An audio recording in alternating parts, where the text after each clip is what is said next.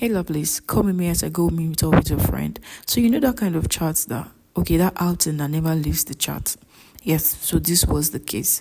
But then today I was like, I needed to go out. I want to go out. So I called on my friend and I was like, let's go out. And she was like, can we do it tomorrow? I was like, no, let's do it today. Today's Saturday.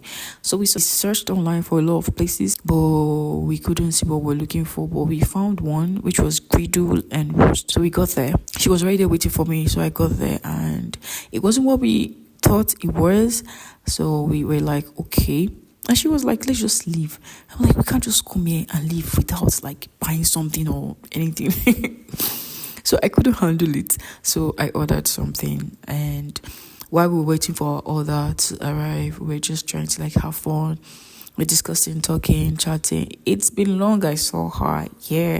So we said to, catch up and all that. And to be honest, while waiting and finally the order arrived and I was like, okay, now that the order has arrived, let's book a ride and look for somewhere else close by to, just go and just said bye to griddle and roast because it wasn't what we expected. But then I decided to order something. You can't just go and sit down there and just waste your space. So I ordered this. I'll be trying this when I get home. So just because I couldn't just go there, sit on that chair and not buy something. My conscience was killing me. So I had to. So after that, we decided, okay, the closest place to griddle and roast was Red Bar. So we decided to go to Red Bar. And this is what Red Bar looks like. When I came out, I was like, okay, I like the way this place looks and all that. So after that, we went to the water side.